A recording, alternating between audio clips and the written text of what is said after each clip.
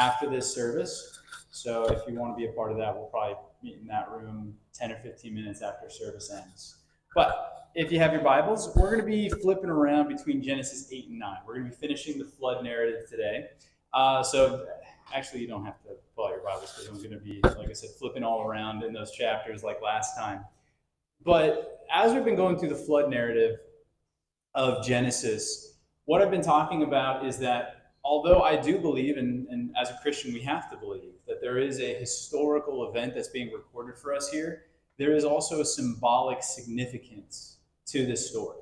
And it's deep and it's amazing, and sometimes we miss it because we spend so much time thinking about how exactly the flood happened and what its impact was on the earth that we don't actually ask ourselves, what is this symbolizing for us and why does this matter for us today?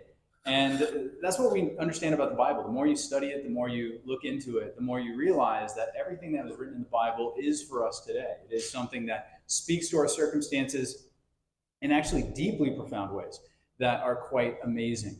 So last week, what we spoke about is that the flood symbolizes the end of a world. So when you're thinking about like being on dry land, you're thinking about order, you're thinking about stability, you're thinking about solidity and underneath your feet. When you think about the waters, you're thinking about chaos, you're thinking about disorder, things that are shifting, things that are uncertain. I do remember kind of my memory of being a kid is not too great, but I do remember that we went on cruises when I was a kid, which I loved because you could just eat all you want. And you go up on the top of the deck and you can look out any direction you want into the horizon, and it's just endless waters. And there's something like deeply existentially scary about that. We're like, man, if this thing goes down, we're dead, but it's also just like there's no stability. Like no matter what direction you look in, there's absolutely no stability. There is no solid ground. And that's what we're talking about. We're talking about transitions, catastrophic transitions that occur within your life that happen at such a level that it would be safe to say that world has ended, right? So we talked a little bit last week about some good ones. Like when you get married, that is like a flood because you go from being single and your single life ends, right? That world that you were living in ends and you enter into a new world, right? You're now married to another person and your entire life changes as a result of that event. But hopefully that's a good thing, right? You actually love that person and you want to transition into this new world. The story of Noah's family is a little bit more tragic because this was not a good transition. This didn't happen because of good decisions. This didn't happen because people were doing the right thing. This flood happened because of the sins of the earth, right? It required God to flood the earth to cleanse the world of the corruption that was existing at that time so that a new world could be built within the righteousness of Noah's faithfulness. And oftentimes we encounter floods within our life that are the result of our failure, right? This could be you're messing up at work and you get fired, right? That's like a flood. Your world is ended and now you have to find a new job. It could be that a relationship is ending. It could be a friendship. It could be a marriage, right? But that's what this symbolizes. It symbolizes the end of a world that is due to failure. And how do you recover from that? And that's what Genesis 8 and 9 really teaches us. It teaches us how to recover from a world ending so that you might build a new world in the right direction. Right? Because what usually happens, and I'll talk more about this, is our society is going through so many different transitional periods. And the reason why it's going through, the frequency of transitions are growing, is because we've never really built a solid foundation. And so you're going to keep seeing destabilizing events occur over and over and over again in our cultural political moment until it totally destabilizes the floor that we're standing on, which is what we don't want to have happen. So it is good to learn from Noah so we could figure out what does it mean to build a solid foundation so that we could actually construct a more useful world upon what we have lost. So in Genesis chapter 8, what happens is God sends a wind, and I'm not going to read the chapter, I'm just going to be talking about select few verses within the chapters. God sends a wind and the waters begin to reside from the earth. And then Noah sends out a series of birds, right? He sends out a raven, and the raven doesn't come back, so then he sends out a dove, and the dove famously returns with an olive branch. And that's why, if you ever hear the colloquial term, an olive branch, it is a universal symbol of peace now. And then he sends out a final dove, and it doesn't return. And that to him means that the waters have resided enough and they can actually step out of the boat and start building a civilization. And this is the first thing that Noah does, right? So he's left the boat, the waters they've gone down, and it's time to rebuild society. What is the first thing he does? Genesis 8, verse 15. Then God spoke to Noah, saying, "Go out of the ark, you and your wife and your sons wives with you. Bring out with you every living thing of all flesh that is with you, birds and cattle and every creeping thing that creeps upon the earth, so that they may abound on the earth, and they may be fruitful on the earth." And then later on in verse 20, it says this: "Then Noah built an altar to the Lord, and took every clean animal and of every clean bird, and offered burnt offerings on the altar. And the Lord smelled a soothing aroma. And then the Lord said in his heart, I will never again curse the ground for man's sake, although the imagination of man's heart is evil from his youth, nor will I again destroy every living thing as I have done." Think about that for a second. So Noah is leaving the ark. Everything's been destroyed. There's no structures anymore. There's no supermarkets. There's no restaurants. There's no governments. There's no neighbors. There's no safety net. And there are very few living things left.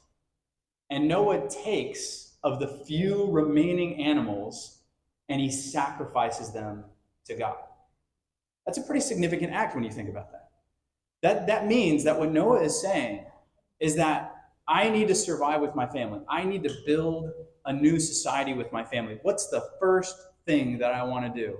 I want to make sure that my relationship with God is correct, that I have peace with God, that I have unity with God, that there is some sort of a sustaining balance that occurs between me and the Lord. Because Noah learned something from the flood that we tend to forget very quickly. What the flood waters represent for us is it represents the overarching decree and sovereignty of God. Now, God is absolutely sovereign, he is absolutely powerful, and he is absolutely over everything that happens in our lives. But we tend to believe over time that that's not true. We tend to think the world's kind of in my control, right? I got a good bead on things. I have good investments. I work hard. My family's doing great. Everything's going the way that I want it to because of me, because I'm working very, very hard. And because of that attitude, that individualistic attitude, would look at this story and we would see Noah's behavior as being foolish. Say, no, you got to think about your family, man. You got to think about building a new society. You shouldn't be sacrificing your limited resources to God. Like, God knows you're good. Just build a new society. Don't think about this. But Noah understands something, and it's something that's repeated throughout the Bible, but I like this verse, Psalm 127, verse 1. Unless the Lord builds the house, they labor in vain who built it. Unless the Lord guards the city, the watchman stays awake in vain. No matter how successful, right? That was an entire world that was wiped out. Think about how many people were living within that world that were successful, that were powerful, kings and princes. I mean, we talked a little bit about some of them, the Nephilim, right? These powerful beings that dominated the world around them. And there could have been this arrogant idea of like, man, we got this thing under control. Everything's under our control, our purview. Everything is functioning because of our will and our competence. And what happens? The flood comes and everything they built is destroyed. It's all gone. I think about COVID, like COVID does represent a flood. And there were so many people that were completely destabilized, not only by the virus, which was somewhat destabilizing, but also the response of the governmental officials that leveled so much of the economy. Right? It leveled so many people's life savings and the things that they were building. It distorted their families, right? It brought about a lot of transition within our world. And it should have let a lot of us know, like, wow, like maybe I'm not as in control as I thought I was over my circumstances. And therefore, doesn't it make sense to make sure that you're aligned with the will of the one who really is in control? So the analogy that I sometimes give is, and this is due to like anxiety and things like that. The analogy I sometimes give is it's like being on a plane where you're flying at 30,000 feet. And you realize, again, a lot of us have this kind of existential dread. You look outside the window and you're like, oh, that's kind of cool. Like you see the clouds, and then it like kind of, maybe you hit a little turbulence or something. You're like, oh my gosh, like if we fall, we are dead, and that like kind of sinks in a little bit. And you're trying to convince your kid that you're not actually scared, but you really are, and there's like this really, really disturbing moment where you recognize human beings are not supposed to be this high up in the sky, and this would be very, very bad if something happened. And you might be incredibly nervous. Now, how do you find stability within that nervousness? Because if you think about it, your stress does nothing for your circumstances. No matter how much you stress in that moment, it has no potential to actually change your circumstances for the better. You could change them for the worse, right? You could freak out the staff around you and you could actually cause a bigger problem, but there is nothing you can do in that moment that would make your circumstances better. The only way you're going to find calm and security is if you find some sort of confidence in the person who's flying the plane. Because he's the only one that has power in that circumstance. You don't. So within our own lives, as we recognize, right, it's very easy after a flood to just be like, we're not in control of anything, and just have this existential crisis of faith where we don't put our faith in anything anymore, and therefore we don't try to rebuild. No one understands something. I'm not in control, but God is. And maybe the most important thing I can do right now is to make sure that I'm aligned with the purposes of God. So no matter what happens, no matter if there's another flood or there's 100 years of stability, no matter what happens, if I'm aligned with the one who speaks from eternity, I'm aligned with the one who gives my life meaning. Remember, the name of Noah, his name means essentially rest. And his father named him that. His father Lamech named him that because he says, for this one will give us rest from all of our toil. But what he meant was that the people that were laboring in Noah's world were laboring in vain, like Psalm 127 says. They're building the house, but they're building it in vain. They're building something that's just going to be swept away. And the only way you're going to have stability and not be laboring in vain is if you're laboring for the one who speaks from eternity, the one who is actually in control of your life and circumstances, the one who will take all the things that you're doing today, and whether they stand physically tomorrow or not, will translate them into eternal treasures. This is what Jesus meant when he says, do not labor for gold and silver, the things that perish. Store up your treasures in heavenly places. Because we don't know what's happening, because we're not in control, to be a participant with the overarching decrees of God, to be someone who's collaborating with the God of the universe, is to guarantee the stability of your life and the efficacy of your behavior. Putting your faith in anything else is not going to grant you that level of stability. Now, this is the time where a lot of pastors can overspeak. And they could say, like, well, unless you devote your life to God, your life is totally meaningless and you can't be happy. Well, that's not true. There are plenty of happy people that don't know God. There are degrees of happiness, though, and that's sometimes what we miss. Right? I think C.S. Lewis put it the best, where he said, in Mere Christianity, we tend to think of in binary terms of good or bad. We need to start thinking in terms of better and best, or bad and worse. The contention of the Christian is not that we have the only good way.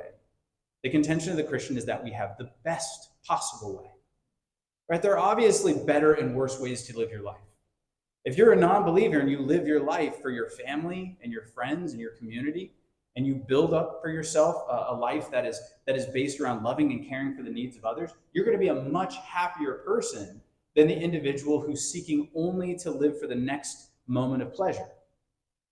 But if you stretch out your existence on an eternal scale, even living for other people becomes futile. Why? Because everybody dies. So no matter what you live for, yeah, it's obviously better to live for the things that have more staying power than less. But because everything perishes, no matter what you live for, if it's not eternal, it is ultimately futile. This is what Solomon means in Ecclesiastes 3:10, where he says, "For God has placed eternity in the heart of man." We understand our mortality. We understand the fact that we're finite. And so if we're not orienting ourselves towards the highest possible good, if we're not living our lives to appease eternity, then our lives are essentially practiced in vain. So it's a good thing. Once you go through a period of transition in your life, it's a good thing to reset. And it's like, if I'm going to rebuild, if I'm going to make a new life, let's build upon the peace of God. Let's make sure that that relationship with the Lord is secure before I move on. The second reason why this is so valuable is because without God, it's impossible to actually recover from the past. Many theologians have pointed this out, and I think it's kind of funny. Noah is the story that most kids are taught. It's one of the most terrifying stories in the Bible, right? This is the most mass casualty event that's ever occurred in human history. And kids are like, drawing pictures of Noah on the boat, and he's like happy. And it's like, this is the end of the world, man. Everybody is dead. This is like the saddest, most morbid event in human history. And we like kind of cartoon it up, right? This is very, very devastating. And I like that. Because later on in the chapter, in Genesis 9, verse 20, it says, "And Noah became a farmer, and he planted a vineyard. Then he drank of the wine and was drunk and became uncovered in his tent." And it's very easy to judge Noah. Like, man, this dude's getting blackout drunk and getting naked in his tent. What kind of a role model is that? Noah just lived through the end of the world. All right? If everything that you knew and loved was destroyed in a moment, you might want to drink. That's not what you should do, but you might want to do it. All right? So we could have a little bit of mercy on Noah's soul for this moral lapse that he had. Recovering for something that catastrophic is not an easy thing to do. So yes, the flood represents new opportunity, but it also represents the death of something old. It represents the destruction of something that you liked. So, when people are about to get married, they talk about, getting cold feet. And you're on the wedding day and you get a little bit nervous, right? The reason why you get nervous is not because you don't love the person that you're trying to marry. Hopefully, right? Hopefully that's not the reason. The reason why you're getting nervous is because you recognize in your head, this is the end of something. This is the end of my old way of life. This is the end of being single. This is the end of being autonomous. I am dying to who I was, and I'm now living my life for somebody else. Right? Even when you have a kid, the same thing happens, right? You have that same existential fear of like, oh wow, like now I'm responsible for another life. This is really scary. So it is the end of something, and it's sad. And if you don't know how to recover from that sorrow, if you don't know how to grieve appropriately, you'll never be able to move on. You'll always be living in the past. I love this quote. This is from Return of the King by J.R.R. Tolkien. So it's the final book in the trilogy of The Lord of the Rings. It's obviously a movie as well. But this quote is not from the movie, which is unfortunate. At the end of the books, Frodo returns to his childhood home. He returns to the Shire. But because of what he's been through the course of his adventures, he never really finds a way to return to his home, because this is Tolkien's way of saying that the innocence that Frodo had has been lost through all the warfare he's experienced. And now he can't return home. And a lot of people don't know this, but Tolkien was actually a World War I veteran. So a lot of this is kind of allegorical to his own life, of what it meant to return back to peace and safety after going through horrific amounts of warfare. And so he puts these words in Frodo's mouth. Frodo says, how do you pick up the threads of an old life? How do you go on when in your heart you begin to understand that there is no going back? There are some things that time cannot mend, some hurts that go too deep, that have taken hold. So at the end of a flood period in your life, at the end of a transitional period in your life, it's easy to feel this way, especially if the transition was created because of something you did wrong. It's very simple to look at your life and say, I don't know how to go on, because all I'm trying to do is to go back. Right, so usually when I do marriage counseling, this is one of the biggest issues that comes up. Is the couple is coming together and they're trying to restore what they once had. And it's very hard to say this to them, but it's like, what you had is gone. You actually can't get it back.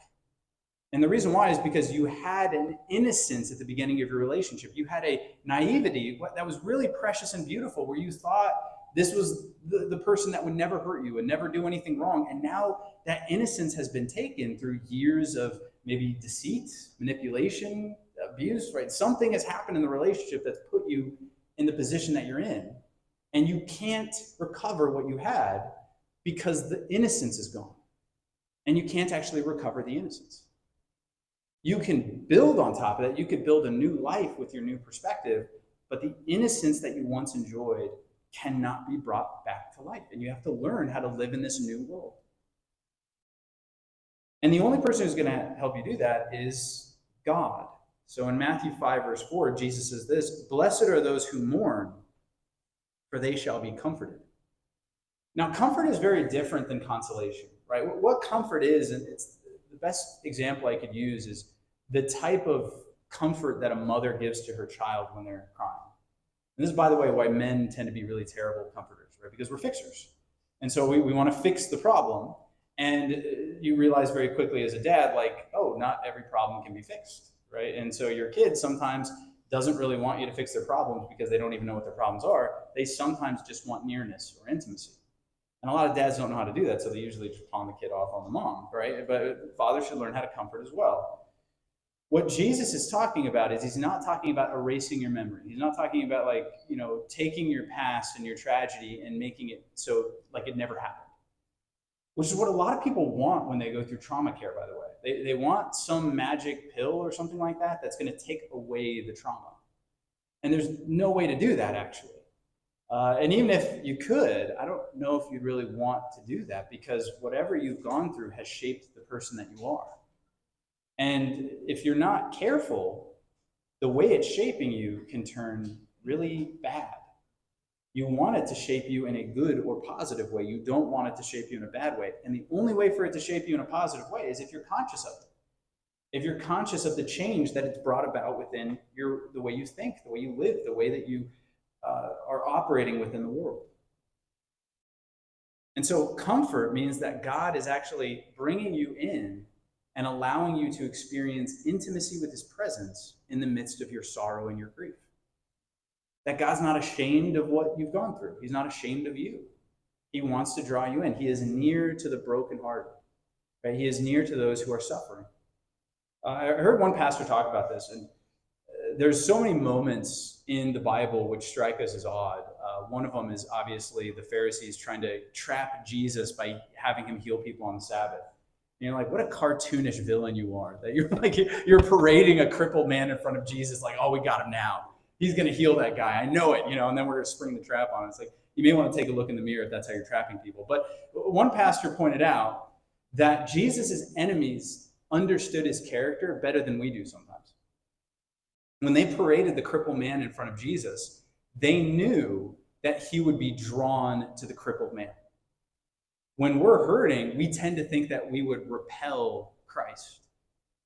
But the enemies of Jesus knew him better than sometimes we do. Jesus is drawn to those who are broken, so that he may make them whole within his presence. So when Noah is seeking intimacy with God in those prayers and those sacrifices, he is doing it understanding, I cannot move forward carrying my resentment, my grief, my shame, my guilt, my worry, my regret, right? All these emotions that are keeping me locked in the past. I can't possibly move on unless I have some sort of a comfort that allows me to heal from those things. And so he presses into the presence of God. And I love how God responds. Like when he's sacrificing the animals, you notice that God is smelling the sacrifice. Right? He's pleased with it, which is very different than the pagan deities. The picture of the pagan deities when they were sacrificed to is that they're actually devouring the sacrifice because they're a little bloodthirsty and gross. Right? God smelling the sacrifice means that he's accessing the faith that is being brought to bear in the sacrifice, and he's responding to it.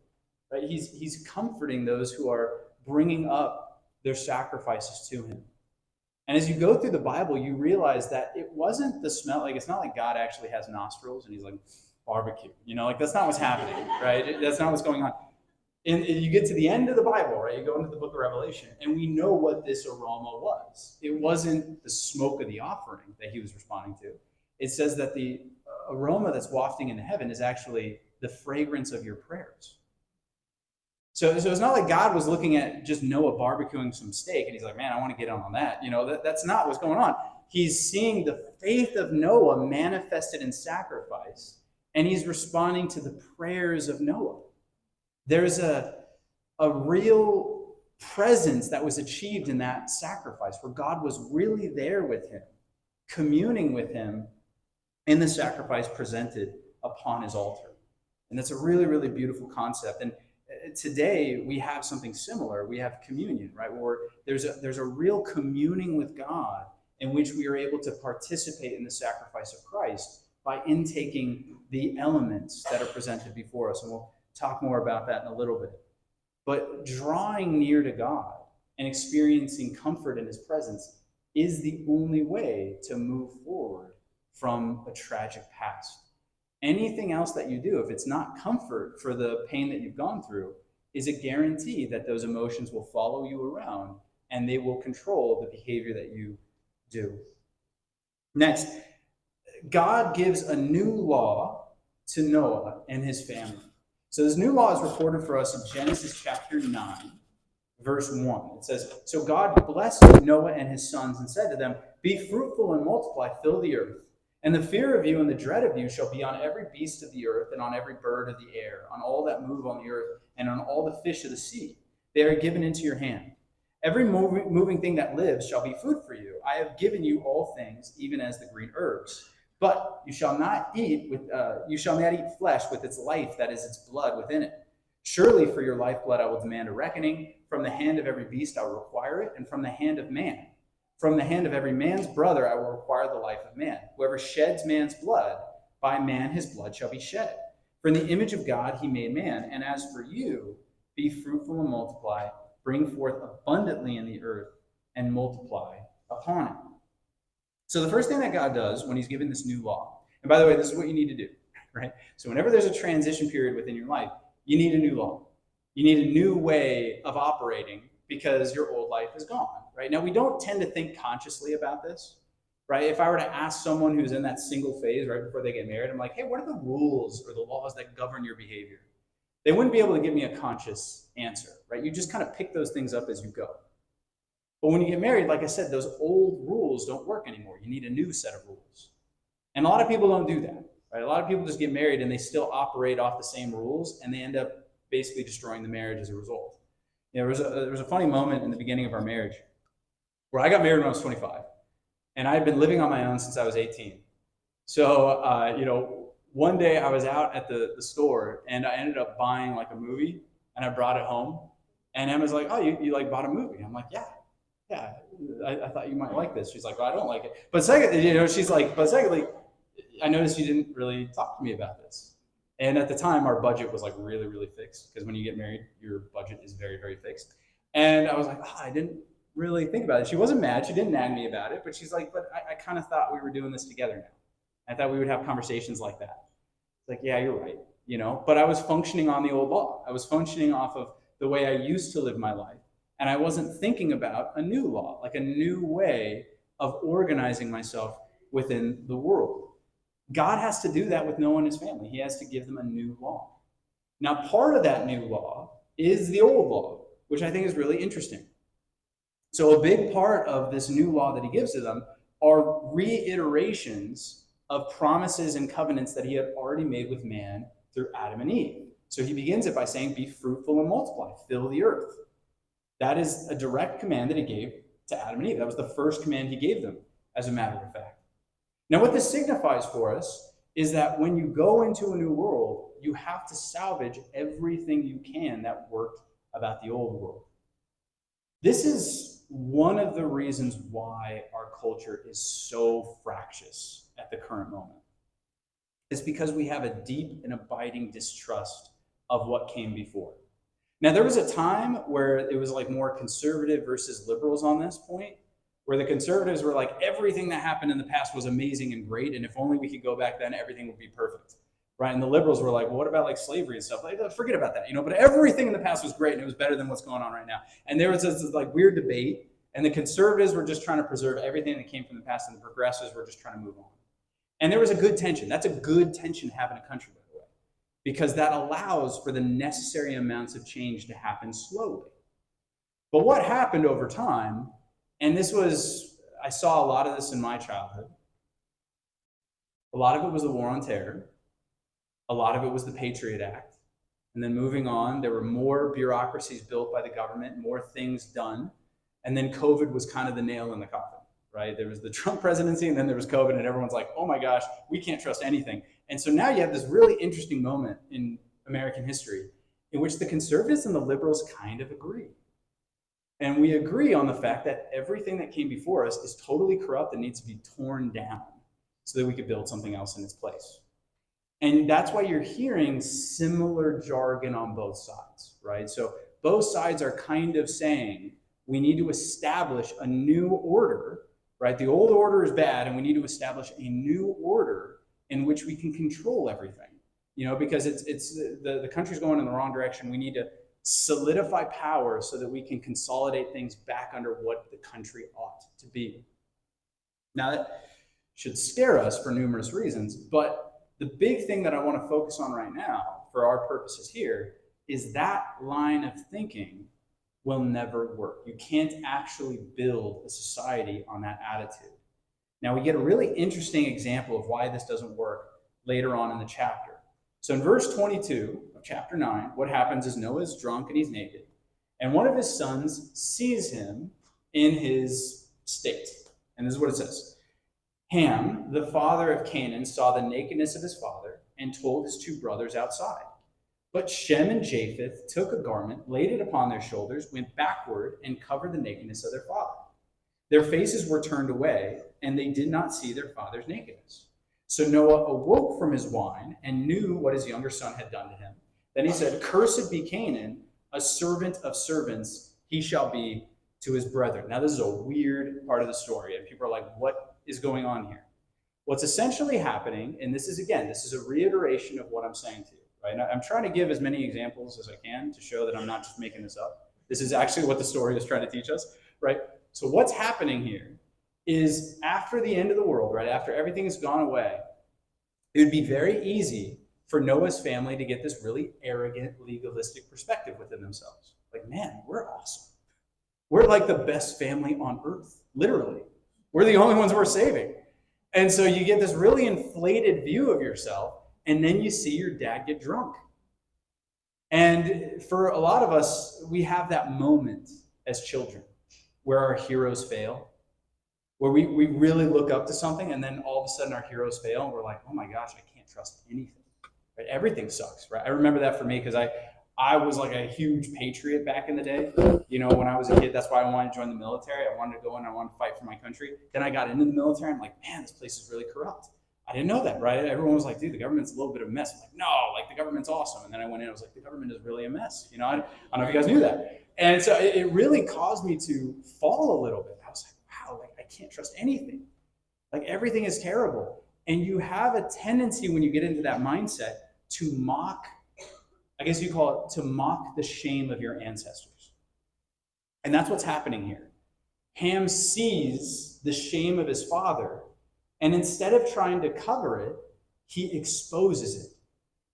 Instead of trying to say like, hey, like dad's drunk, guys, don't go in there. Maybe we could talk to him when he sobers up about his behavior. Instead of doing that, he's like, hey, dude, you got to check this out. Dad is totally passed out, and like you got to check it out. And his brothers do the honorable thing. They cover their father. Now, why do I bring that up, and why do I think it's so important for what's going on right now? The big reason why we're in the moment that we're in culturally is actually I mentioned a couple things. Those actually aren't the big reason. The reason why we're in a flood right now in our culture is because of the information revolution that we're in. A lot of people don't wrap their minds around this. The innovation of the internet is more world-changing than any piece of technology that humanity has ever created.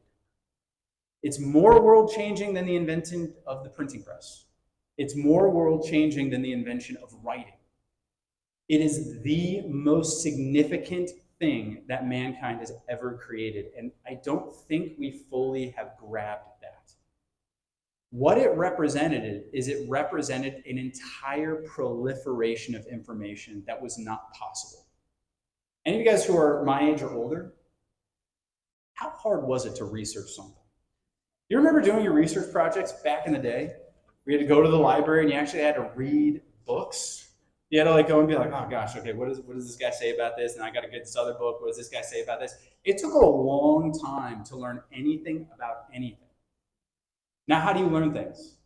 You pull out your phone. Hey, let me look that up. Me and my wife were talking about something innocuous the other day. We're like, man, how old is that person? I don't really know.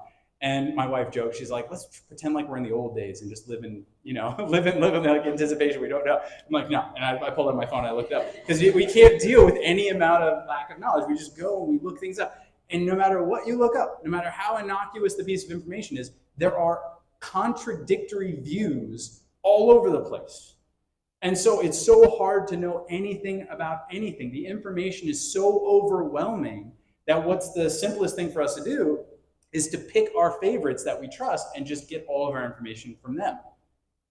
But the problem is now you've been funneled into a bit of as you call it, an echo chamber of your own ideology. And so because we're all in our own little echo chambers, we're all looking out at the world and we see a very different world, right? Depending on what media you're consuming, depending on what people you're listening to, you see the world very, very differently than the people who are consuming the media on the other side. Almost completely differently. It's gotten to the point where we can't agree about literally anything. And it's because we don't have any common ground. That's what the flood represents. There's no common ground. It's all just water, right? And none of us know which way is up.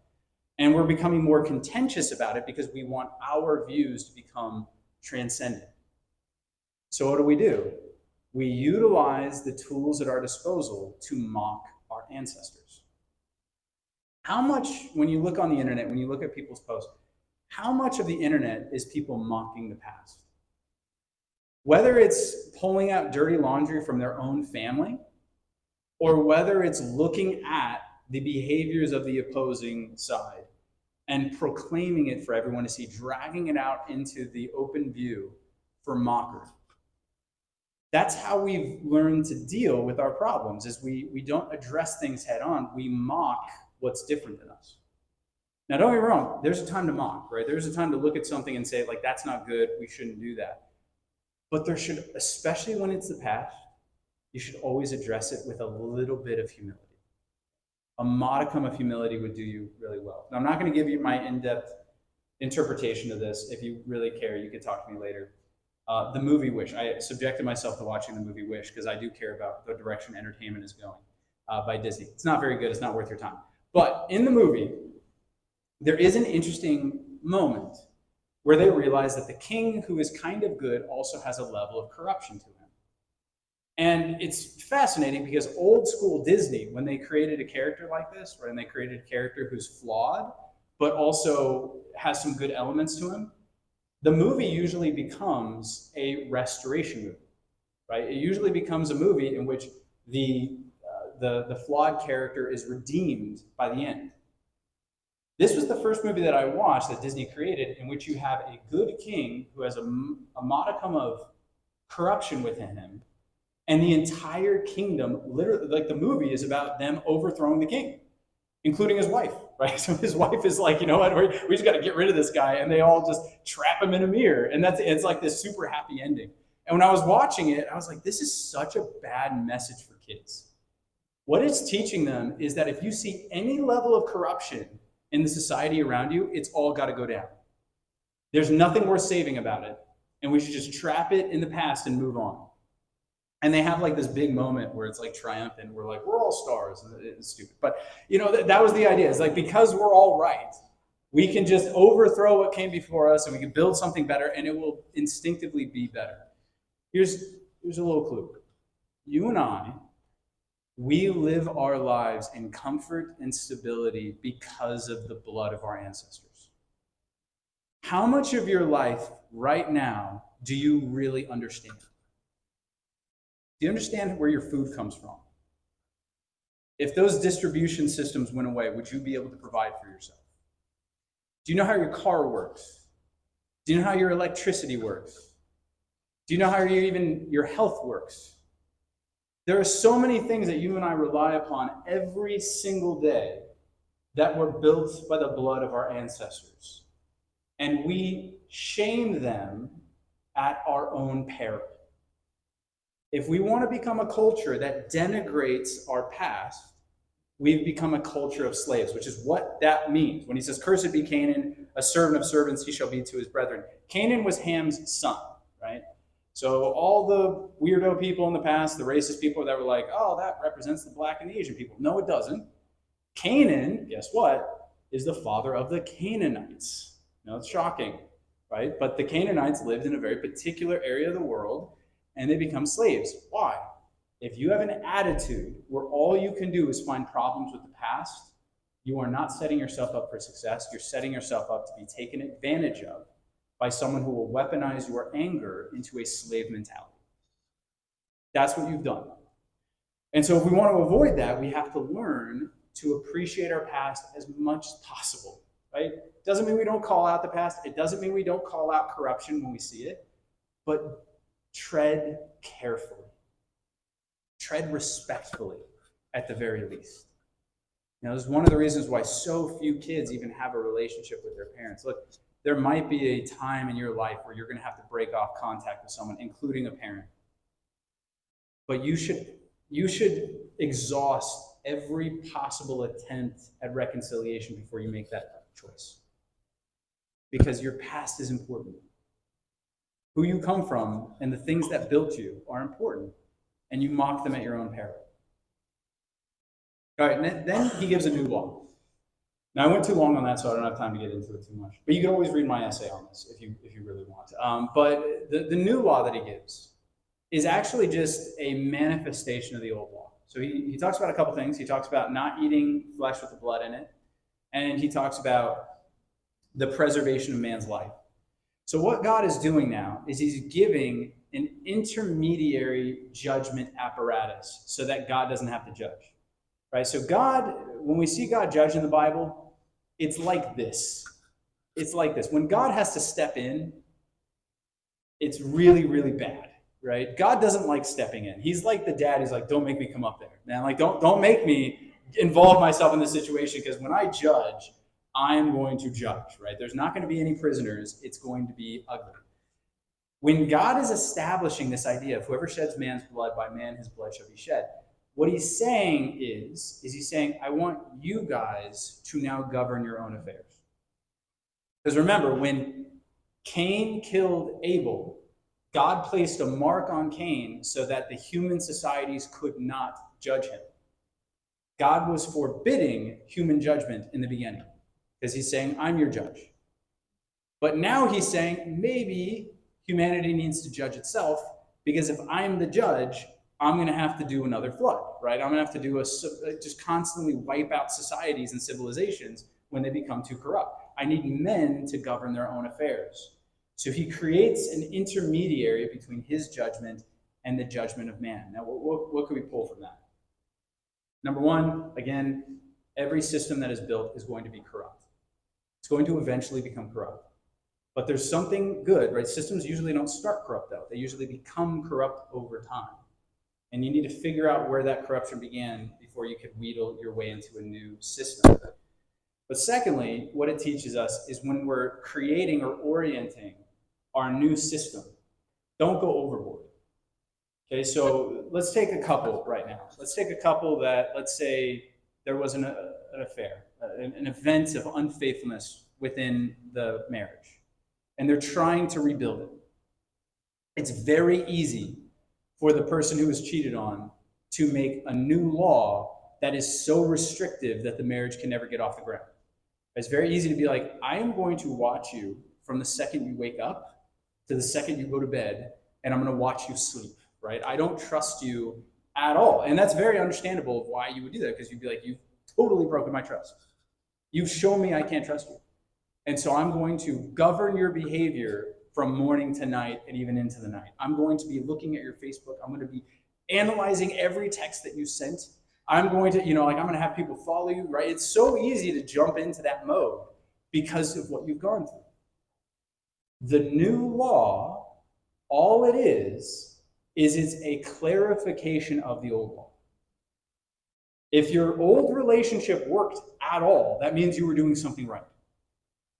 Don't throw out the baby with the bathwater. And a big part of what you were doing right was trust.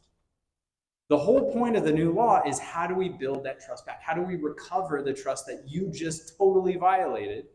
So you need to show or demonstrate to me faithfulness so I could trust you again.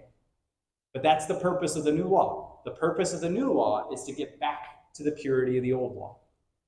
And that's what God's doing. He's creating a new law that allows for people to go back to the purity of the old law. And again, there's much more I could say about that, but we're completely out of time. Finally, we need a covenant. So God establishes a covenant with with Noah and his family, and he does it with a rainbow. Now, covenant is a word that we don't really use anymore. But what it was is essentially it was an agreement. It was like a contract, but it was more than that. Now, back in the day, human beings were not very literate. It really wasn't until about the invention of the printing press that the majority of people became literate. And so the contracts that people signed were not written, which makes sense because no one could read the contracts. Right? It'd be very easy to take advantage of people when they can't read, and people couldn't sign their name. So what they did is they created symbols, they created signs and seals that ratified the contract. That's why ceremony is so important, right? The ceremony, let's talk the marriage ceremony for a second. It's the ceremony that established the covenant. Now we have a contract that we sign. But back in the day, people didn't sign a wedding contract. They did the ceremony. The ceremony was the seal of the covenant. So when God is sealing himself to the covenant of mankind, he's using something that we can now reflect upon. And that's the whole point, right? Why do you visualize a covenant? It's because people are not to be trusted. It's because we lie and we deceive and we manipulate and we try to get out of the fine print. So you have to have some visual sign and seal of the covenant to keep people honest. Now, God doesn't have to do this because he's God, but he does it anyway. And that's what's so beautiful about him. God actually creates a sign and seal for his covenant, namely the rainbow. Now, the rainbow represented two things. I'm going to run through this very quickly. It represented two things. The first thing it represented was an actual bow. So if you go into the Hebrew, there is no word for rainbow. It's just bow, as in an archer's bow. And so when Noah looked at the rainbow, what he was supposed to see is he was supposed to see God's weapon of destruction laid up, if that makes sense. So it's the idea that God's laying up his arms. He's like, hey, guys, I'm not going to attack you anymore. Weapons free. It's all good. I'm not going to attack you like that anymore. And he lays up his bow. For us as Christians, when we look at the rainbow, we see the same thing, but we see it in its total sense. We see it in the sense that God has made total peace with us, that all of his judgment has been poured upon his Son, and therefore we have complete peace with God. We have stability within him.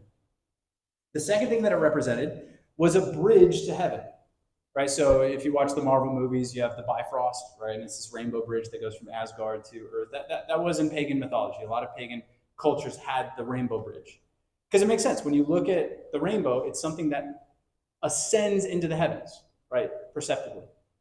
And so what God is saying to Noah when he creates the rainbow is he's saying, there's still a path between heaven and earth. I haven't shut you out. There's still a way for you to go and to be with me. There's still a way for you to commune with me. Now, when we really think about this, what we recognize is that Jesus is the perfect manifestation of the rainbow. He is the perfect manifestation of God's peace towards this earth, and he's the perfect manifestation of God's way into the heavens, the bridge that ascends that we might ascend upon him. Right? And it's the refracted white light of the sun that goes through the rain droplets that creates the spectrum of color, right? And that's what Jesus is. He is the singular person that manifests his presence into the earth so that all people might come to God. Right? Jesus is the absolute perfect picture of the rainbow. And that's why he says, Matthew 26, verse 28, when he's giving them communion, he says, "For this is my blood of the new covenant, which is shed for many for the remission of sins." Jesus is the final covenant that this one is simply foretelling. When the Christian looks at the rainbow, this is what should be spoken to us. And it's so valuable to have signs. I mean, this is why we wear wedding rings, right? To be reminded of your covenant is an important thing towards your faithfulness toward the covenant. And it's also a constant reminder of God's faithfulness towards you. So as we pray, we're going to partake in communion right now, which is a sign and seal of the covenant that we have with God. So let's pray. Father, we love you and we're grateful for what you've done for us. We're thankful that we have peace with you, not based upon our faithfulness, not based upon what we've done to earn or merit your grace, but we have peace with you based on what you have done for us, Lord. You have laid down your life, and you have given us mercy and forgiveness on that basis. So, Lord, as we have this time of communion with you, Lord, as we have this time to partake in your suffering and your sacrifice, we want to be reminded of that. We want to remember what you have done for us, and we want to find peace for our souls. And in your name, amen. So as we talked about before, the time of communion is open and available to those who already have a covenant with God. Right? If you've already entered into a covenant with God, you've already sealed yourself to him and made yourself one with him through what he has done for you, then these elements are open to you. And what they do is they allow you to have a symbol of your salvation. Right? In Romans 5, verse 1, it says this, therefore, having been justified by faith, we have peace with God through our Lord Jesus Christ, through whom also we have access by faith into this grace in which we stand, and rejoice in hope of the glory of God. Not only that, but we also glory in tribulations, knowing that tribulation produces perseverance, perseverance character, and character hope. Now hope does not disappoint, because the love of God has been poured out in our hearts by the Holy Spirit who is given to us. When we take these elements, we remember that God has already imparted his presence into our lives. The Holy Spirit dwells not in temples made by hands, but he dwells in the hearts and souls of all those who have accepted Jesus into their lives. And so there's a reason why you eat and drink these things. It's a picture of you partaking in Christ, of you actually bringing him into your life, into your body, into your soul. And once again, it's so important that we do this because guilt and shame are constant things that come up in the life of the believer. And we need to be always reminded of God's faithfulness towards us, because if we're not, it's so easy to delve into our internalized feelings of unworthiness and to move away from God because we feel like we don't belong. So this is a reminder that you are freely given grace by the sacrifice of Christ, and you take it in by faith that you might belong to him.